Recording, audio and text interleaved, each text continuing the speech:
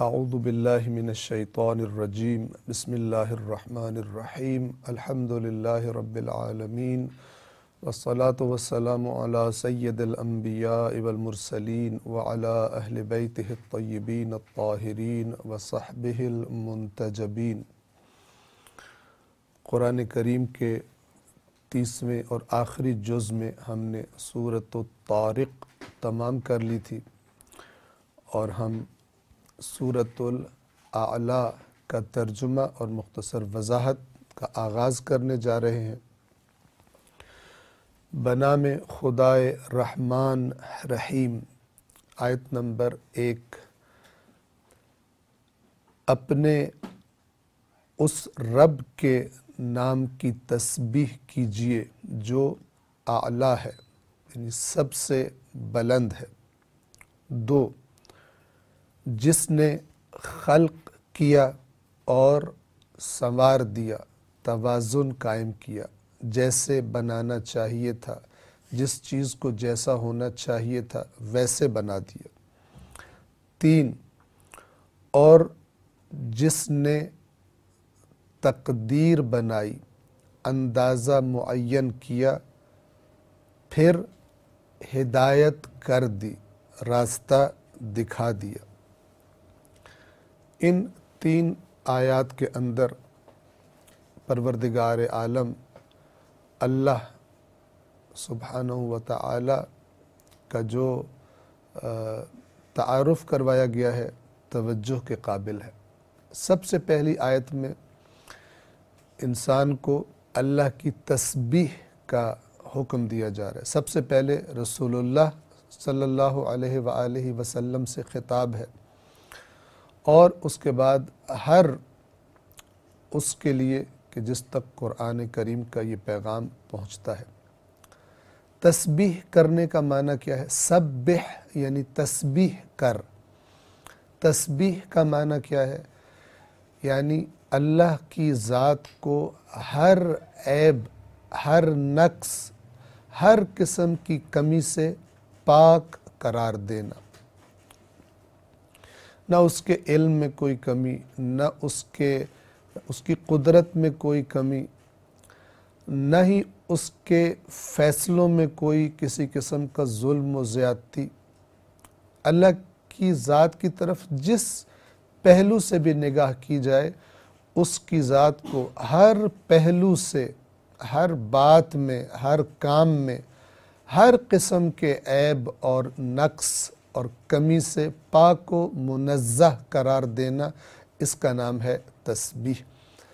اور عام طور پر جو لفظ ہم استعمال کرتے ہیں وہ ہے سبحان اللہ۔ سبحان اللہ اپنے اندر معانی کی ایک کائنات سمیٹے ہوئے ہے،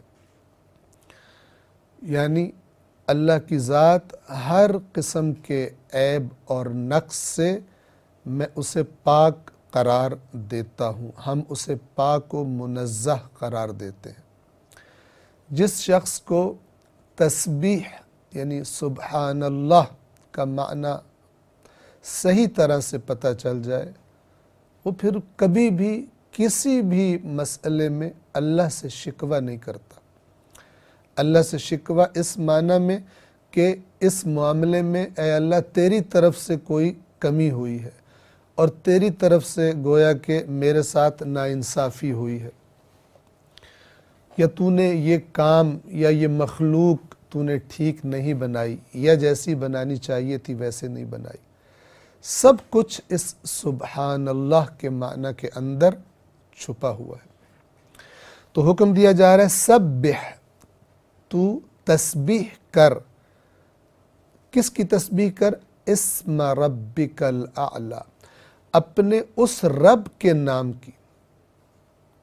جیسے ہم کہتے ہیں سبحان اللہ، اللہ نام ہے، تمام اللہ کی صفات کا جامع نام، جس میں تمام صفات کا معنی پایا جاتا ہے، وہ لفظ اللہ ہے۔ ورنہ ہر صفاتی نام میں ایک خاص معنی پایا جاتا ہے، لیکن اللہ میں سب معانی، سب صفات جمع ہے۔ تسبیح کر اپنے رب کے نام کی، جس رب کی صفت کیا ہے؟ الاعلی، سب سے جو بلند ہے۔ اگر کوئی سوال کرے مثلا کہ یہ تسبیح کیوں، کیا سبب ہے، تو اب اگلی جو باتیں بتائی جا رہی ہیں ان کو جان لینے کے بعد پھر کسی اور کی تسبیح نہیں ہوگی، اللہ ہی کی تسبیح ہوگی، چونکہ ان کاموں میں جو اگلی آیات میں بتائے جا رہے ہیں کوئی بھی اللہ کا شریک نہیں، اس نے یہ کام انجام دیے۔ آیت نمبر 2، الذی خلق فسوی، وہ کہ جس نے خلق کیا، یعنی چیزوں کو عدم سے وجود میں لے کر آیا، اسی نے یہ کام کیا ہے، کسی اور نے نہیں کیا۔ پھر فسوی، تو خلق کر کے کیسا خلق کیا؟ توازن کے ساتھ، تناسب کے ساتھ، ہر چیز کو جیسا ہونا چاہیے تھا، جتنا ہونا چاہیے تھا اس طرح سے خلق کیا، بے ہنگم۔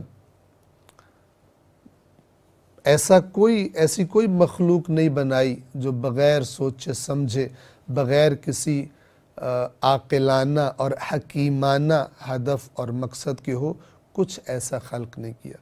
بس اس رب اعلیٰ کے نام کی تسبیح کر کہ جو خالق بھی ہے اور سنوار کر خلق کرنے والا، توازن اور تناسب کے ساتھ جس نے خلق کیا ہے۔ آیت نمبر 3، اور وہ والذی، اور وہ کہ جس نے قدر فہدا۔ اب یہ دونوں جو لفظ ہے، قدر یعنی تقدیر اور فہدا یعنی ہدایت دینا۔ قدر کا معنی گزشتہ صورتوں میں بھی ہم آیات میں بیان کر چکے ہیں۔ اس کائنات کی آپ جس بھی چیز کو دیکھیں غور سے تو آپ دیکھیں گے کہ اس کے اندر جو اس کے بنائے جانے کا مقصد ہے، اس کی صلاحیت خاص مقدار میں اللہ نے اس کے اندر رکھ دی ہے۔ تقدیر یعنی مقدار معین کر دینا۔ یہ جو ہم قسمت یا نصیب کا لفظ اردو میں استعمال کرتے ہیں، اگرچہ یہ دونوں بھی عربی زبان کے لفظ ہیں اور ان کا اپنا معنی ہے، لیکن اردو میں ہم تقریباً قسمت اور نصیب کو ایک ہی معنی میں استعمال کرتے ہیں اور تقدیر بھی کہہ دیتے ہیں۔ تو یہ تقدیر صرف اس قسمت اور نصیب کے اردو زبان والے معنی میں محدود نہیں ہے، بلکہ جس چیز میں جتنی صلاحیت رکھنی تھی، مثلا بیج میں صلاحیت رکھ دی کہ وہ پودا بنے گا، نطفے میں صلاحیت رکھ دی کہ وہ مناسب ماحول کے مل جانے کے بعد انسان بن جائے گا، اور اسی طرح بے شمار مثالوں کا تصور کیا جا سکتا ہے۔ لوہے کے اندر کیا خصوصیات رکھی، آکسیجن کے اندر کیا خصوصیات رکھی، پانی کے اندر کیا خصوصیات رکھی، وہ صفات اور کتنی مقدار میں وہ صفت ہونی چاہیے، ایسا کرنے کو، ان اندازوں کے معین کرنے کو کہا جاتا ہے تقدیر۔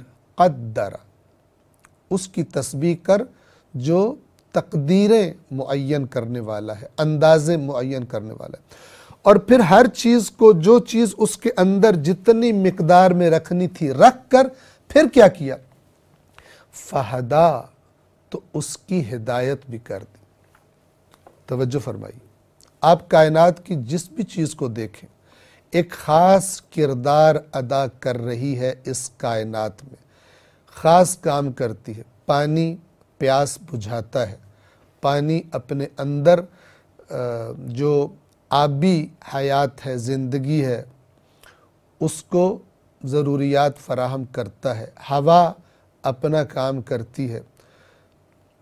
ہر چیز کو آپ دیکھ لیں، گویا کہ کسی ہستی نے اس پوری کائنات کی ہر شے کی رہنمائی کر دی ہے کہ تو نے کیسے حرکت کرنی ہے، تو نے کیسے زندگی گزارنی ہے۔ ہم نے پہلے بھی عرض کیا تھا، بچہ جیسے ہی دنیا میں آتا ہے اس کو سکھایا جا چکا کہ تجھے بھوک لگے تو تو نے رونا ہے، اور جب ماں کی چھاتی کے قریب تجھے لے جایا جائے تو تو نے کس طرح اس غذا کو اپنے وجود میں منتقل کرنا ہے۔ قدر، صلاحیت رکھ دی، فہدا، اور اسے استعمال کرنے کی ہدایت بھی دے دی۔ صرف انسان نہیں، صرف دیگر حیوانات نہیں، صرف پودے نہیں، بلکہ اس کائنات کا ہر ذرہ قدر فہدا کا گواہ ہے۔ یہ جو سائنسدان ریسرچ کر رہے ہیں کہ کائنات کے اندر یہ نظم، یہ ڈسپلن کیسے وجود میں آیا، کہاں سے وجود میں آیا، یہ اس کا جواب ہے۔ تم اس کا انکار کر کے اس کا جواب ڈھونڈنا چاہتے ہو، نہیں ڈھونڈ سکتے۔ کوشش کرو، سر پٹخو اس کائنات کی مخلوقات میں، لیکن خالق کو نکال کر کیسے تم ان سوالوں کا جواب ڈھونڈ سکتے ہو؟ تو اللہ نے یہ جواب دے دیے، اور اس کائنات کے اندر یہ نظم، ہر چیز کا اپنا کردار، کس نے صلاحیت رکھی، کتنی مقدار میں رکھی، اور کس نے ان چیزوں کی ہدایت کر دی ہے کہ یہ عظیم نظام کائنات چل رہا ہے۔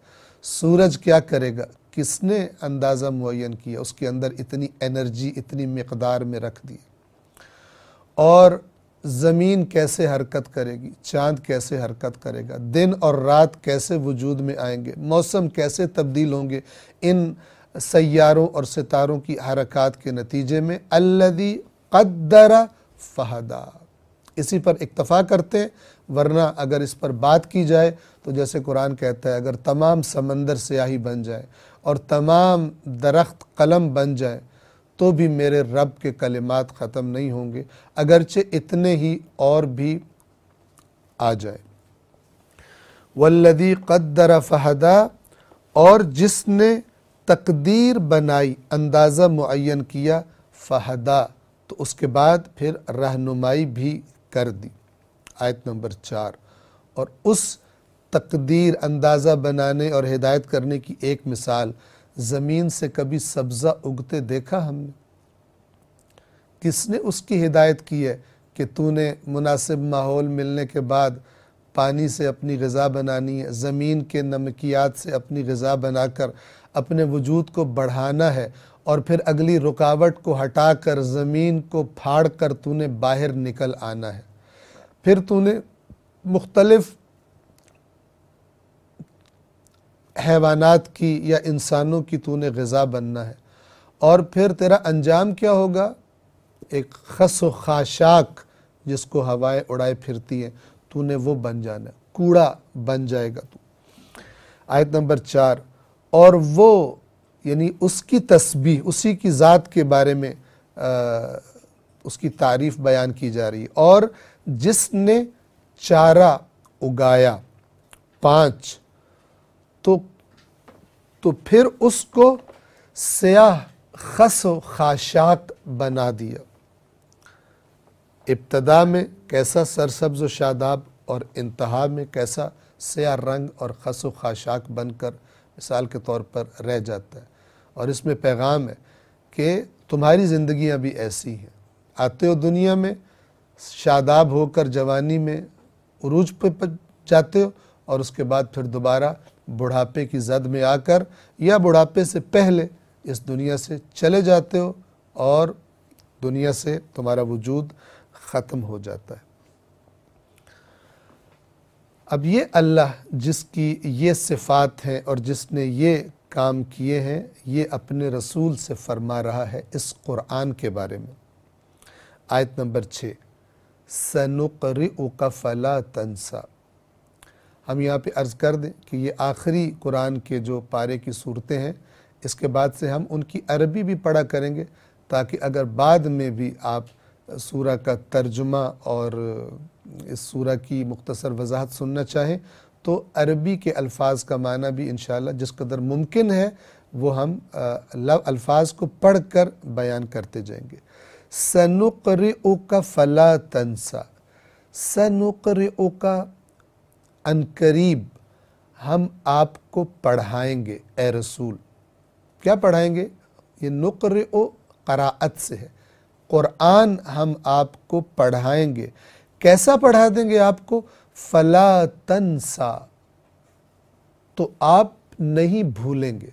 قرآن ہم آپ کو ایسا پڑھا دیں گے کہ آپ قرآن کو کبھی بھی نہیں بھولیں گے۔ 7 الا ما شاء اللہ، سوائے اس کے کہ جو اللہ چاہے۔ اب یہاں پر یہ الا ما شاء اللہ کا معنی نہیں، یہ نہیں ہے، اللہ تعالیٰ یہ نہیں کہنا چاہ رہا کہ ہم خدا آپ کو پڑھا دے گا، آپ نہیں بھولیں گے، اور پھر کہہ رہے ہیں مگر یہ کہ اللہ چاہے تو آپ بھول جائیں گے، یعنی آپ حقیقت میں بھی آپ بھولیں گے، یہ کہنا مراد نہیں ہے۔ ہاں، اللہ تبارک و تعالی کا انداز بیان اس قرآن میں مختلف جگہوں پر یہ ہے کہ جب بھی کوئی بات فرماتا ہے کہتا ہے یہ نہیں ہو سکتا، ہاں اگر اللہ چاہے تو پھر وہ کر سکتا ہے۔ لہٰذا اس سے کوئی یہ معنی نہ لے کہ رسول پاک کو اللہ نے قرآن پڑھا دیا لیکن پھر رسول پاک بیچ میں سے بھول بھی گئے۔ کوئی ایسی روایت کہ جو کوئی حدیث آ کر یہ بیان کرے کہ اللہ کے رسول کو قرآن کی آیات بھول گئی تھی، وہ باطل ہے، اگرچہ کسی بھی کتاب کے اندر وہ آ گئی ہو۔ سنقرئک فلا تنسا، کہ عنقریب ہم آپ کو پڑھائیں گے پھر آپ نہیں بھولیں گے۔ فلا تنسا، آپ نہیں بھولیں گے۔ رسول اللہ کو اللہ نے ایسا قرآن پڑھا دیا کہ رسول اللہ اس کو نہیں بھولتے، اور ایسا نہیں ہوتا کہ رسول اللہ مثلا کوئی اور قرآن پڑھ رہا ہو تو رسول اللہ کو یاد آ جائے کہ مجھے تو یہ آیات بھول ہی گئی تھی اور اب میں نے سنی ہے تو مجھے یاد آئی۔ الا ما شاء اللہ، مگر جو اللہ چاہے۔ ہم نے عرض کر دیا کہ یہ اشارہ ہے خدا چاہے تو آپ کو بھلا سکتا ہے، جیسے پہلے قرآن مجید میں گزر گیا، جو قرآن ہم آپ کی طرف وحی کر رہے ہیں اگر ہم وہ وحی آپ سے واپس لے لیں تو پھر کون ہے اللہ کے سوا کہ جو آپ کو وہ وحی واپس دلا سکے۔ کہ خدا اپنی قدرت، اپنی توحید کے منحصر ہے، قدرت کا مرکز اللہ کی ذات میں، وہ کچھ بھی کر سکتا ہے، وہ بتایا جا رہا ہے۔ نہ یہ کہ اس سے مراد یہ ہے کہ آپ قرآن بھول جائیں گے، کیونکہ خود اللہ آپ کو پڑھا رہا ہے، آپ قرآن نہیں بھولیں گے، ایسا پڑھا رہا ہے اللہ آپ کو۔ اِنَّهُ يَعْلَمُ الْجَهْرَ وَمَا يَخْفَى، بے شک وہ جانتا ہے، الجہر، ظاہر باتوں کو بھی، وما یخفی، اور اس کو بھی جو مخفی ہے، چھپا ہوا ہے۔ وہ یقیناً ظاہر اور پوشیدہ باتوں کو جانتا ہے، یعنی اس کو باہر کی بھی خبر ہے اور اندر کی بھی۔ وہ آپ کے اندر قرآن کو ایسا بٹھا دے گا کہ آپ نہیں بھولیں گے۔ وہ جانتا ہے کس طرح یاد کرانا ہے، کس طرح پڑھایا جائے گا، تو جس کو پڑھایا جا رہا ہے وہ کبھی بھی نہیں بھولے گا۔ آیت نمبر 8 مکی سورہ ہے، مشکلات کا زمانہ ہے، شدید مشکلات ہیں، شدید پریشانیاں ہیں۔ اللہ تبارک و تعالی تسلی دے رہا ہے اپنے نبی کو۔ آیت نمبر 8 وَنُيَسِّرُكَ لِلْيُسْرَى، اور ہم آپ کے لیے آسان طریقہ فراہم کر دیں گے، یعنی یہ جو مشکلات آپ کو درپیش ہیں ان سے گزرنے کا راستہ ہم آپ کے لیے آسان کر دیں گے، اور اس کا نتیجہ آسانیوں میں نکلے گا۔ وہ مشکلات جو مکہ میں تھی، کچھ عرصے کے بعد مدینہ میں اللہ تبارک و تعالی نے ان مشکلات کو ختم کر دیا، فتوحات عطا کر دی اور اقتدار عطا کر دیا۔ وَنُيَسِّرُكَ لِلْيُسْرَى، اور ہم آپ کے لیے آسان طریقہ فراہم کر دیں گے۔ 9 آپ کی ذمہ داری کیا ہے؟ آیت نمبر 9 اس قرآن کے ذریعے آپ نصیحت کرنی ہے، آپ نے تبلیغ کرنی ہے۔ فَذَكِّرْ، پس یاد دہانی کروائیے۔ ذکر وہی تذکرہ، نصیحت، یاد دہانی کروائیے۔ ان نفعت الذکرہ، اگر یہ نصیحت اور یاد دہانی فائدہ مند ہو۔ کیا مطلب؟ مطلب ایسے لوگ کہ جو سننے کو تیار ہی نہیں ہیں، پھر ان پر وقت ضائع نہ کیجئے، اوروں کو جا کر دعوت دین دیجئے، جن کے بارے میں، جن کے رویے سے واضح ہو جائے کہ وہ ہٹ دھرمی پر ضد پر ہیں، ماننا ہی نہیں انہوں نے، تو ان پر وقت ضائع نہ کیجیے، پیغام پہنچا کر اتمام حجت کر دیجیے، لیکن پھر ان پہ وقت ضائع نہ کیجیے۔ پھر اوروں کو ان جگہوں کو دیکھیے جہاں پر یہ قرآن کی نصیحت نفع فائدہ دے گی، فذکر تو یاد دہانی کروائیے، ان اگر نفعت الذکرہ یہ نصیحت یہ یاد دہانی نفع دیتی ہو۔ پس جہاں نصیحت مفید ہو آپ نصیحت کیجئے۔ 10 اب اللہ بتا رہے کون نصیحت قبول کرے گا، سَيَذَّكَّرُ مَن یخشیٰ، جو شخص خشیت رکھتا ہے، خوف رکھتا ہے، وہ عنقریب جلد ہی نصیحت کو قبول کر لے گا، مان لے گا۔ جو ہٹ دھرم نہیں ہے، جو ضدی نہیں ہے، جو عقل کو استعمال نہ کرنے پہ تلا ہوا نہیں ہے، عقل استعمال کرتا ہے، سمجھداری سے کام لیتا ہے، وہ عنقریب بہت جلد اس نصیحت کو قبول کر لے گا۔ کون قبول نہیں کرے گا؟ 11 وَيَتَجَنَّبُهَا الْأَشْقَى، اور اس سے اجتناب کرے گا، اس سے کنارہ کشی، اس سے دوری اختیار کرے گا کون؟ الاشقى، بد نصیب اور بدبخت ترین۔ کون ہے بدبخت ترین؟ جو عقل جیسی نعمت کو بات سمجھنے کے لیے، پیغام سمجھنے کے لیے، قرآن سمجھنے کے لیے استعمال نہ کرے، اور بدبخت ترین اس سے گریز کرے گا، دور جائے گا۔ اس کا انجام کیا ہوگا؟ آیت نمبر 12 الذی یصلی النار الکبریٰ، جو بڑی آگ میں جھلسے گا، جلے گا، اور جب وہاں پہنچ جائے گا اس عذاب کی حالت میں ہوگا، وہ کیسی زندگی ہوگی؟ آیت نمبر 13 میں ثم لا یموت فیہا ولا یحییٰ، پھر اس میں نہ مرے گا نہ جیے گا، نہ موت آئے گی نہ زندگی ہوگی۔ کیا مطلب؟ تکلیف میں ہوگا، موت سے بدتر زندگی میں ہوگا، جیسے قرآن نے پہلے بتایا، موت کو پکارے گا کہ مجھے موت آ جائے، لا یموت فیہا یہاں کہا جا رہا ہے، پھر موت نہیں آئے گی اس جہنم کے اندر، اس آگ کے اندر اس کو، ولا یحییٰ، اور زندگی بھی نہیں ہے۔ زندہ تو وہ ہے، پھر کیوں کہا جا رہا ہے نہ زندہ رہے گا، نہ مرے گا نہ زندہ رہے گا؟ کیوں کہا جا رہا ہے زندہ بھی نہیں رہے گا؟ اس لیے کہ دنیا میں بھی ہم جب کسی انسان کو شدید تکلیف میں دیکھیں جس کا علاج ہی کوئی نہ ہو، شدید بیماری میں وہ تڑپ رہا ہو، تو اور معلوم ہو جائے کہ اس بیماری سے اس کو نجات نہیں ملنے والی، تو کیا بعضوں کا جملہ بولتے ہیں، اس زندگی سے تو موت بہتر ہے، یعنی موت سے بدتر زندگی ہے، اسے زندگی نہیں کہا جا سکتا۔ زندگی کسے کہتے ہیں؟ جس میں آرام ہو، سکون ہو، خوشی ہو، آسائش ہو، یہ جہنم میں نہیں ہوگی، بس وہ زندہ بھی نہیں ہے، یعنی جسے زندگی کہا جا سکتا ہے وہ حالت بھی اس کی نہیں ہے، نہ مرے گا نہ ہی جیے گا۔ اس کیفیت میں جہنم میں وہ جو جائے گا جو اللہ کی اس نصیحت کو قبول کرنے سے اجتناب کرتا ہے، اس سے دور بھاگتا ہے۔ اور اس کے مقابلے میں کامیابی کس کے لیے؟ آیت نمبر 14 قد افلح من تزکا، بے شک فلاح پا گیا وہ جس نے پاکیزگی اختیار کی۔ تزکا تزکیہ سے ہے، تزکیہ یعنی پاک کرنا، تزکا یعنی وہ قبول کر لینا، پاک ہو جانا، تزکیے کا اثر قبول کر لینا۔ بے شک جس نے پاکیزگی اختیار کی وہ فلاح پا گیا۔ قرآن کیا کرتا ہے؟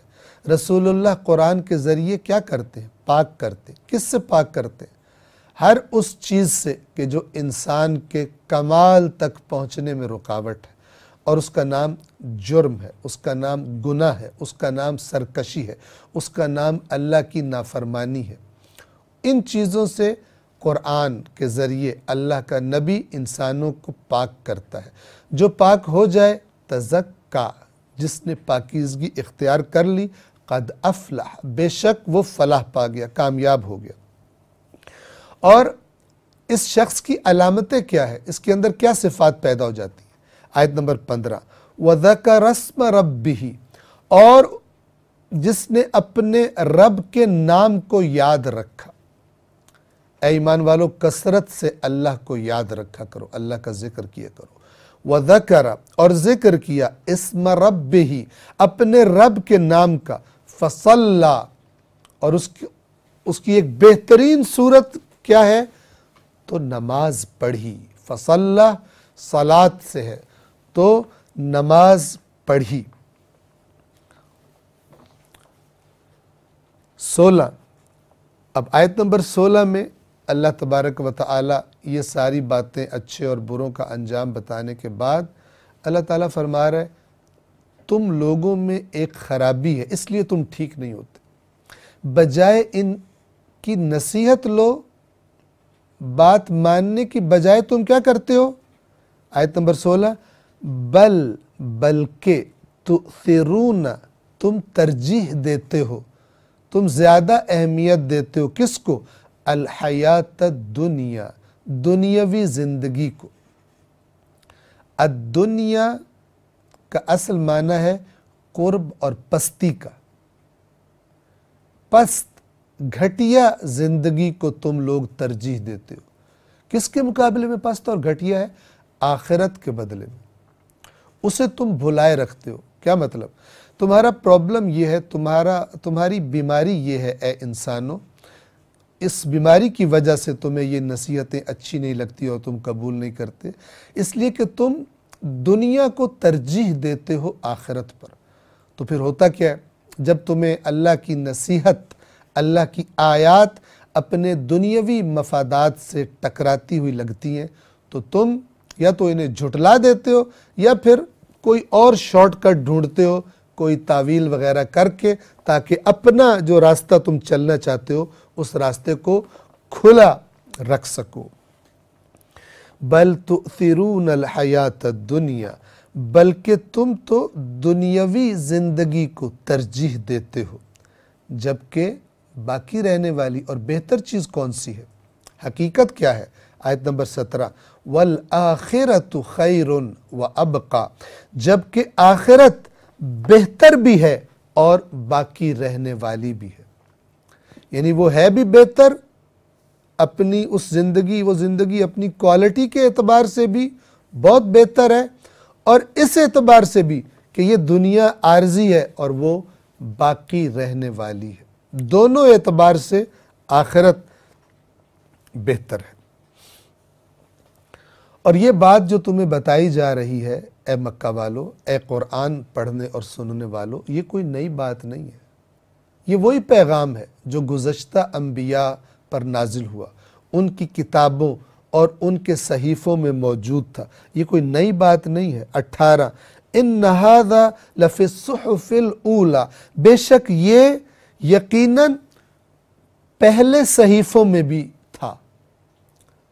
یعنی یہی باتیں جو تمہیں بتائی جا رہی، یہی نصیحت، یہ پہلے صحیفوں میں بھی موجود تھی، اور ان میں سے 2 بڑے انبیاء کے صحیفوں کی طرف اشارہ کیا گیا۔ آیت نمبر 19 جو آخری آیت ہے سورۃ الاعلیٰ کی، صحف ابراہیم و موسیٰ، ابراہیم اور موسیٰ علیہم السلام کے صحیفوں میں، کہ جو 2 اولی العزم اور عظیم الشان اللہ کے پیغمبر تھے۔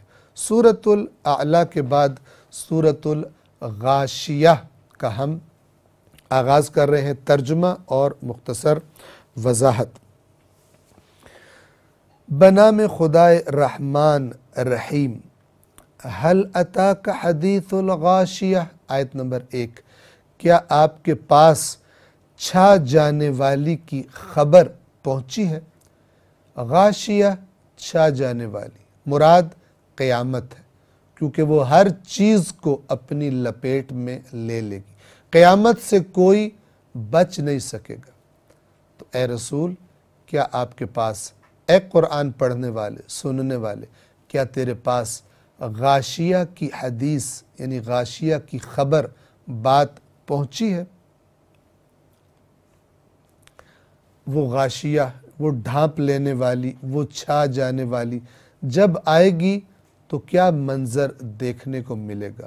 آیت نمبر 2، وجوہ، کچھ چہرے، یومئذن، اس دن جب وہ آئے گی، خاشعہ، جھکے ہوئے ہوں گے۔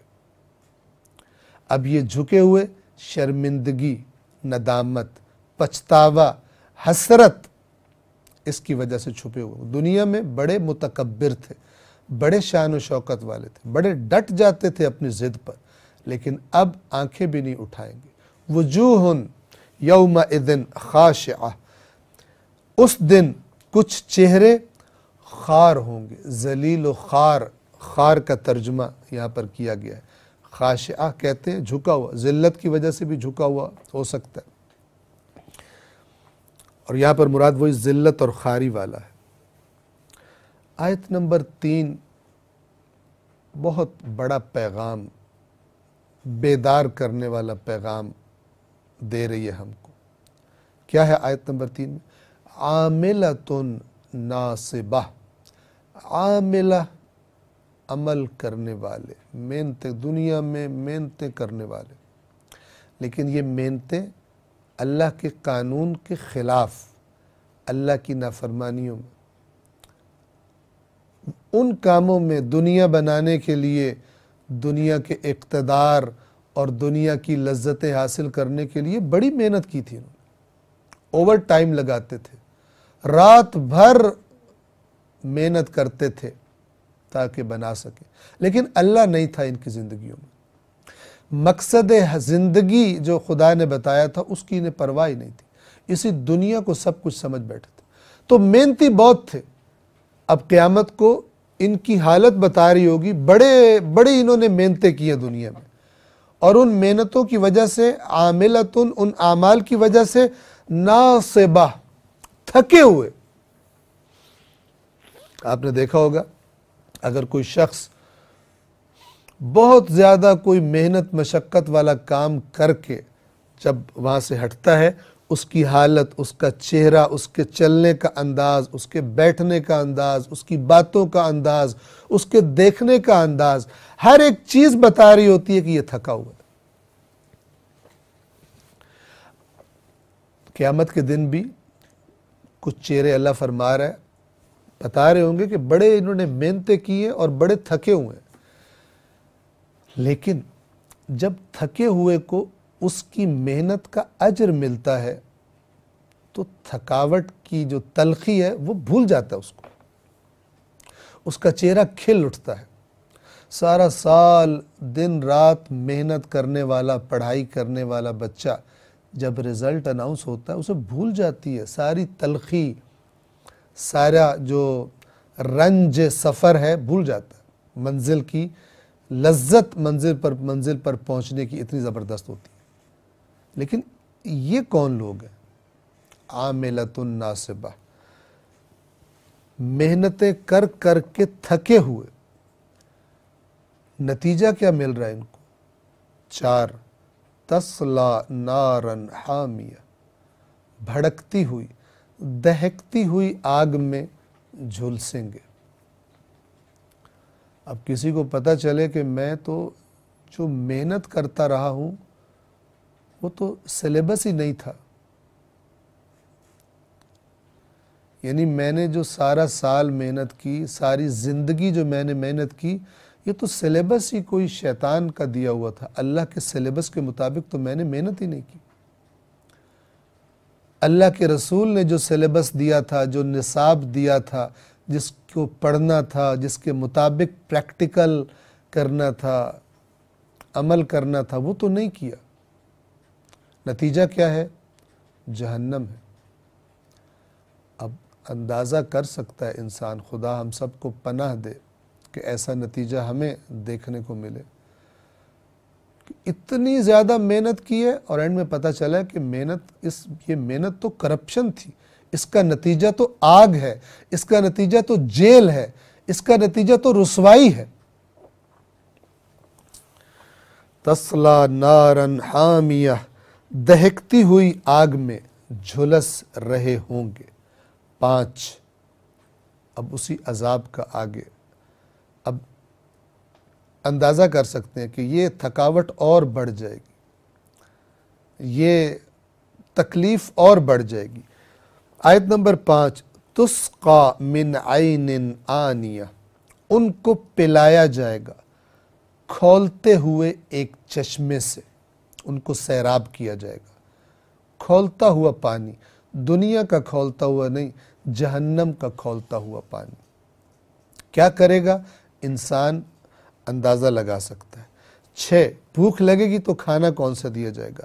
لیس لہم طعام، ان کے لیے کوئی کھانا طعام نہیں ہوگا، الا سوائے من ضریع، سوائے ضریع کے، اور وہ ضریع کا کیا معنی ہے؟ کانٹے دار خشک جھاڑیاں۔ قرآن نے زقوم کا درخت بتایا کہ جو جب کوئی اسے کھائے گا تو جہاں جہاں سے وہ گزرے گا اس کو ادھیڑ دے گا، چھیل کے رکھ دے گا۔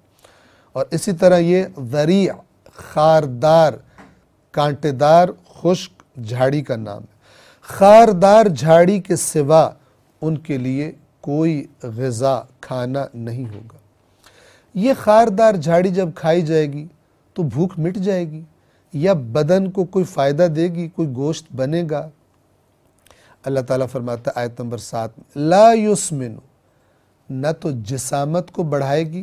کھانا جب انسان کے بدن کا حصہ بنتا ہے تو ظاہر ہے کہ انسان کے بدن کو جن چیزوں کی ضرورت ہے وہ بنتی ہیں، اس کھانے سے نئے سیل بنتے ہیں، ہڈیاں مثلاً بنتی ہیں اور اسی طرح دیگر چیزیں۔ ایسا کوئی کام وہ ذریع، وہ خاردار جھاڑی نہیں کرے گی۔ ولا یغنی من جوع، اور نہ ہی بھوک سے کچھ بھی فائدہ دے گی، نہ ہی اس کے کھانے سے بھوک کا احساس کچھ کم ہوگا۔ یعنی جہنمیوں کو گویا وہ جو انسان تصور کر سکتا ہے، جب شدت کے ساتھ بھوک لگی ہو، آپ کو پتہ ہے پیٹ بھرنے کے لیے انسان کیا کیا کر دیتے ہیں۔ اللہ فرما رہا ہے یہ کھانا بھوک نہیں مٹائے گا، یعنی جہنمی کا نہ پیاس کا احساس کبھی کم ہوگا اور جہنمی کا نہ بھوک کا احساس کبھی کم ہوگا۔ خداوند عالم سے پناہ مانگتے ہیں جہنم کے عذاب سے۔ یعنی جب جہنم میں چلا جائے گا ہمیشہ بھوکا رہے گا، ہمیشہ پیاسا رہے گا، کھائے گا بھوک کم نہیں ہوگی، پیے گا کھولتا ہوا پانی یا جہنمیوں کے زخموں کی پیپ، لیکن پیاس نہیں بجھے گی، ویسے کی ویسے رہے گی۔ تصور کرنا بھی سخت ہے اس کا۔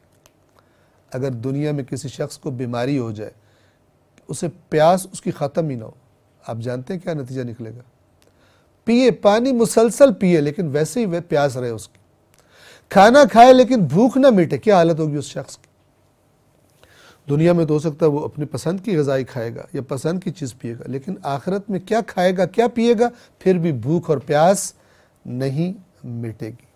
یہ ان کا بیان، ان کی حالت کا بیان جو دنیا میں غلط نصاب پر زندگی گزارتے رہے، غلط سلیبس ان کو بتایا گیا تھا، انہوں نے سنجیدگی سے غور نہیں کیا۔ اللہ کا نصاب قرآن ان کی زندگیوں میں شامل نہ ہوا، اور جن کی زندگیوں میں یہ نصاب شامل ہو گیا، یہ قرآن، دین اسلام، جنہوں نے حقیقت میں اس کو سمجھا، ان کا نتیجہ کیا نکلے گا؟ آیت نمبر 8، وجوہ یومئذ ناعمہ، کچھ چہرے اس دن ناعمہ، نعمتوں والے ہوں گے، یعنی نعمتوں سے نعمتیں ملنے کے نتیجے میں وہ نعمتوں کا اثر، جیسے سورہ مطففین میں گزر چکا کہ تعرف فی وجوہہم نضرۃ النعیم، کہ تو ان کے چہروں میں پہچانے گا، محسوس کرے گا نعمتوں کی شادابی۔ یہ بھی تھوڑے سے الفاظ کی تبدیلی کے ساتھ وہی بات ہے۔ اس دن یعنی جس دن قیامت آئے گی، کچھ چہرے شاداب ہوں گے، کھلے ہوئے ہوں گے۔ کیوں؟ آیت نمبر 9، لِسَعْيِهَا رَاضِيَةٌ، اپنی کوششوں پر جو انہوں نے دنیا میں کی تھی، راضیہ، راضی ہوں گے۔ دنیا میں جو انہوں نے کوششیں کی تھی، جو صبر کیے، جو کچھ برداشت کیا، سچ بولتے رہے، حلال پر اکتفا اور قناعت کرتے رہے، خود بھی نیکیاں کرتے رہے، دوسروں کو بھی نیکیوں کی طرف ترغیب دلاتے رہے، اولادوں کی بھی اچھی تربیت کی، لسعیہا راضیہ، تصور کیجیے اپنی دنیا میں کی ہوئی کوششوں پر راضیہ، راضی ہوں گے وہ چہرے، خوش ہوں گے۔ کہاں ہوں گے؟ آیت نمبر 10، فی جنت عالیہ، ایک ایسی جنت میں جو بڑی عالی ہے، جو بڑی اعلیٰ ہے اپنی ہر نعمت کے اعتبار سے۔ 11، لا تسمع فیہا لاغیہ، نہیں سنیں گے اس میں کوئی لغو اور بیہودہ بات۔ دنیا میں بہت سن چکے خدا کی خاطر، اپنی نیکیوں کی وجہ سے بدکاروں سے اور اللہ کے نافرمانوں سے بہت کچھ سن چکے، بڑے تانے، بڑے بہتان، بڑی اذیت والی باتیں سن چکے، اب نہیں سنیں گے۔ لا تسمع فیہا لاغیہ، کوئی لغو اور بیہودہ بات نہیں سنیں گے۔ اور جنت میں ان کے لیے کیا کیا ہوگا؟ آیت نمبر 12، فیہا عین جاریہ، اس میں ایک چشمہ جو جاری ہے۔ 13، مختلف چشمے ہوں گے، کسی خاص چشمے کا، یعنی جو بھی چشمہ ہوگا ایسا جاری کہ جو رکے گا نہیں، خشک نہیں ہوگا۔ 13، فیہا، اس میں یعنی جنت میں، سررن، مسندیں، تخت، مرفوعہ، بلند کیے گئے، اونچے۔ 4، وَأَقْوَابٌ، اور پیالے، جام، موضوعہ، رکھے ہوئے، ایک ترتیب کے ساتھ، بہترین گویا کہ ڈیزائن کے ساتھ رکھے ہوئے۔ 15، وَنَمَارِقُ، اور تکیے، مصفوفہ، صفوں میں ترتیب کے ساتھ رکھے ہوئے۔ گویا کہ جنتیوں کی جب گیدرنگز ہوں گی، محفلیں لگیں گی تو شان و شوکت عجیب ہوں گے۔ اب یہ وہ الفاظ ہیں کہ جن کا تصور مکے والے اور باقی سننے والے کر سکتے ہیں، کہ جب بادشاہ کوئی محفل لگاتے ہیں اور اپنے مقربین کو، اپنے بلائے ہوئے مہمانوں کو جب عزت بخشتے ہیں تو کیسی ان کی پذیرائی اور ان کا ویلکم اور ان کے بیٹھنے کے لیے کیسی نشستیں اور کیسی چیئرز اور کیسے مثلا صوفے اور تخت، جو بھی آپ اسے کہہ لیں، کیسے اچھے ڈیزائن سے۔ آپ کو پتہ ہے آج کل دنیا میں ہر چیز کے لیے ایک ذوق چاہیے، اور عمرا کہتے ہیں کہ ایسی سیٹوں کی ارینجمنٹ کرنا کہ کسی اور محفل میں ایسی سیٹنگ ارینجمنٹ نہ ہو، ایسے صوفے لگانا، ایسی کرسیاں لگانا کہ کسی نے نہ وہ ترتیب دیکھی ہو، مثلا نہ ایسے صوفے دیکھے ہوں، ایسی باتیں کی جاتی ہیں۔ تو اللہ بھی اپنی میزبانی جو اللہ نیک لوگوں کی کرنے والا ہے اس کا بیان فرماتا ہے۔ اور وَنَمَارِقُ مَصْفُوفَةٌ، اور ترتیب سے صفوں میں، لائنوں میں رکھے ہوئے تکیے۔ 16، وَزَرَابِيُّ مَبْثُوثَةٌ، اور نفیس بچھے ہوئے قالین، فرش بہترین۔ آپ کو پتہ ہے آج کی دنیا میں قالینوں کا ایک اپنا ایک انڈسٹری ہے، تو اللہ تعالیٰ فرما رہا ہے میں بھی بہترین قالین بچھوا دوں گا، اور نفیس فرش یعنی قالین بچھے ہوئے۔ یہ جنتیوں کا حال ہوگا۔ اب جہنمیوں کا حال بیان کرنے کے بعد اور جنتیوں کا حال بیان کرنے کے بعد اللہ تبارک و تعالی چند چیزوں پر جو اللہ کی مخلوقات ہیں ان کی طرف غور کرنے کی دعوت دے رہا ہے کہ اگر انسان غور کرے تو ان چیزوں کے خالق کی عظمت کا اندازہ لگا لیتا ہے۔ اب یہ جن چیزوں کا اگلی آیات میں تذکرہ آ رہا ہے، یہ تمام وہ چیزیں ہیں کہ جس معاشرے میں قرآن نازل ہو رہا تھا ان تمام چیزوں کو دیکھنا بڑا آسان تھا۔ مکے والے نگاہ اٹھا کر آرام سے اپنے آس پاس ان چیزوں کو دیکھ سکتے تھے، لہٰذا ان چیزوں کا نام لیا گیا۔ لیکن اگر کوئی ایسی جگہ پر ہو جہاں ان میں سے بعض چیزیں اس کو دکھائی نہ دیتی تو جو دکھائی دیتا ہے وہیں سے یہ والا اثر غور کر کے لے سکتا ہے۔ آیت نمبر 17 افلا ينظرون الى الابل کیف خلقت، تو کیا یہ لوگ اونٹ کی طرف نہیں دیکھتے، اونٹوں کی طرف نظر نہیں کرتے، کیسے خلق کیا گیا ہے۔ اونٹ کی خلقت عجیب ہے۔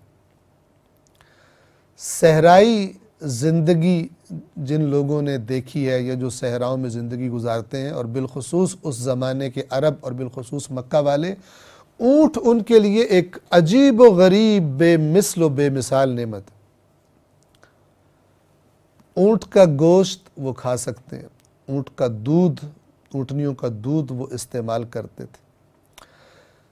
سفر کے لیے اونٹ جتنا زیادہ دیر تک صحرا میں سفر کر سکتا ہے، بھوک اور پیاس کئی کئی دن کچھ کھائے اور پیے بغیر، کوئی دوسرا جانور نہیں ہے، اونٹ ہے۔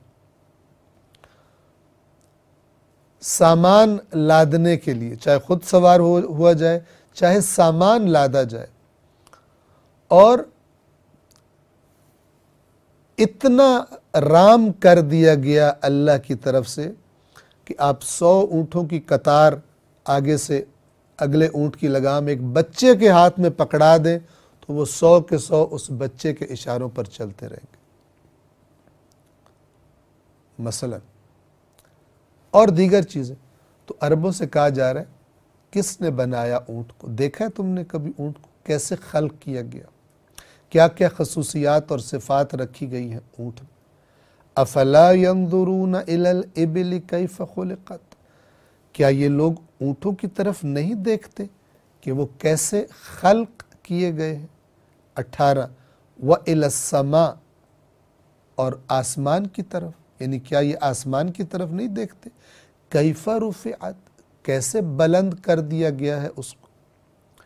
19 وَإِلَى الْجِبَالِ كَيْفَ نُصِبَتْ، اور پہاڑوں کی طرف نہیں دیکھتے، کیسے گاڑ دیا گیا ہے، نصب کر دیا گیا ہے پہاڑوں کو۔ 20 وَإِلَى الْأَرْضِ، اور زمین کی طرف نہیں دیکھتے، كَيْفَ سُطِحَتْ، کیسے بچھائی گئی ہے۔ ہم مختصراً پہلے بھی بچھانے کا کیا معنی ہے، گہوارہ، أَلَمْ نَجْعَلِ الْأَرْضَ مِهَادًا، کیا ہم نے زمین کو گہوارہ نہیں بنا دیا تمہارے لیے، جیسے بچے کا گہوارہ ہوتا ہے، وہ آرام و سکون سے اس کے اندر رہتا ہے بچہ۔ اور کیا زمین کو نہیں دیکھتے، زمین کی طرف کہ وہ کیسے بچھائی گئی۔ اگر اس سب کی طرف غور سے دیکھیں، اپنے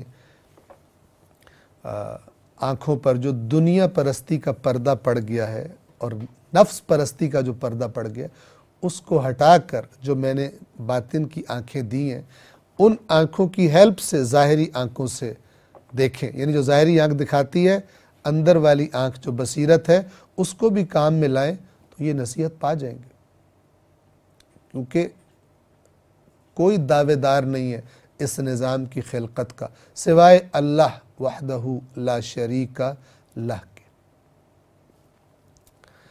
تو پس اے رسول آپ کی ذمہ داری کیا ہے؟ آیت نمبر 21 فذکر، تو آپ یاد دہانی کروائیے۔ بار بار کتنی یاد دہانی، کتنی تکرار ہوئی ہیں مثالیں کچھ قرآن میں، کیسے مثالوں کے ذریعے بار بار تکرار کر کے، ریپیٹ کر کے اللہ نے بات سمجھانے کی کوشش کی ہے، اور اللہ کے رسول نے اللہ کے کلام کو صاف صاف انسانوں تک پہنچایا ہے۔